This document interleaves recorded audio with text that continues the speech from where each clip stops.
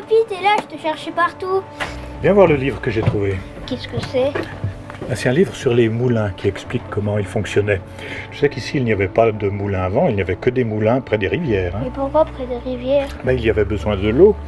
Regarde, l'eau arrive de la rivière via le bief, qui fait tourner la grande roue, qui fait tourner les engrenages, qui fait tourner la meule qui est dessus, qu'on appelle la meule tournante.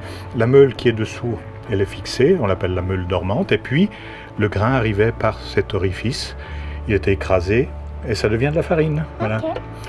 D'ailleurs, il y a un moulin près de chez nous. Tu veux qu'on aille le voir? Ouais! Allez, va mettre tes chaussures. Je vais te raconter l'histoire du moulin, enfin ce dont on se souvient. Le moulin de Cara a été construit avant 1637. On le sait parce qu'on a retrouvé un document de cette époque qui en parle. Un peu plus tard, il y avait même 13 moulins sur la rivière du Foron. Avant l'invention de l'électricité, l'eau était une ressource très utilisée pour fournir de l'énergie. Le moulin de Cara était équipé de 3 petites roues en bois actionnées par l'eau amenée de la rivière dans un bief. Le moulin produisait de la farine et de l'huile, puis il est devenu une huilerie à part entière. Dans les années 1940, il a cessé de fonctionner. C'est entre 2012 et 2016 que la commune de Villagrand l'a reconstruit, non pas bien sûr pour remettre en marche le moulin, mais pour en faire un lieu de rencontre et d'apprentissage.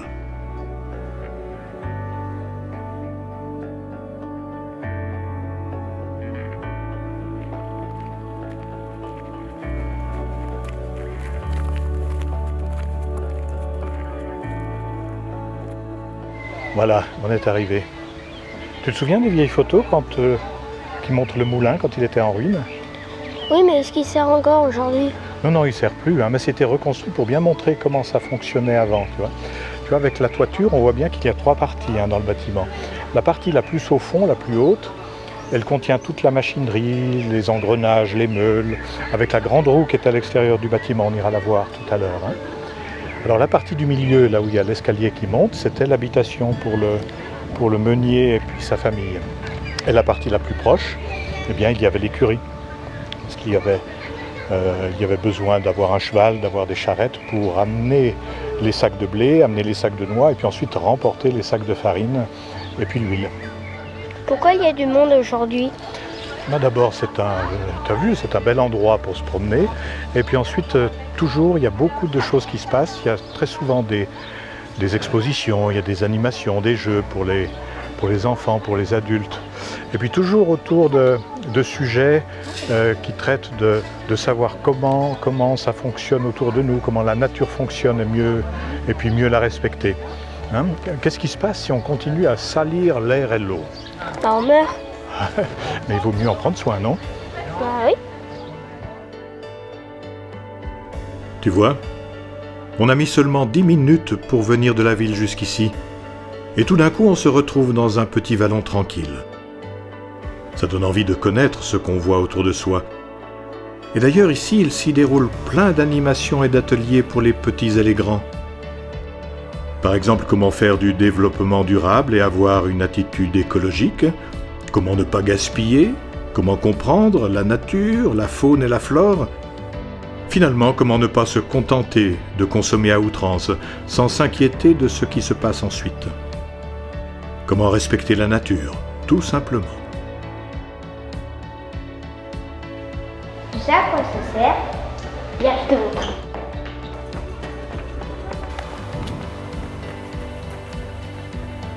À quoi ça sert ça? Mon papy m'a tout expliqué. L'eau qui vient de là-haut remplit les côtés. Avec le poids, ça fait le tour. Ça entraîne la roue. Regarde.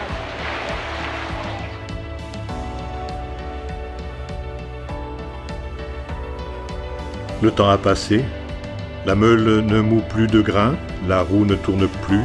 Le moulin est rebâti et réaménagé. À voir ces enfants attentifs à leur environnement, je me dis que c'est gagné. Et je veux y croire. Si nous sommes d'une génération inconsciente, nos enfants pourraient bien nous faire honte, car le rappel à l'ordre de tous nos dérèglements sera douloureux pour tous. À moi de me corriger en tout premier lieu. Multiplions ces carrefours de prise de conscience, multiplions les moulins de Cara, et que nos enfants deviennent de vraies graines de meunier à l'unisson de la nature.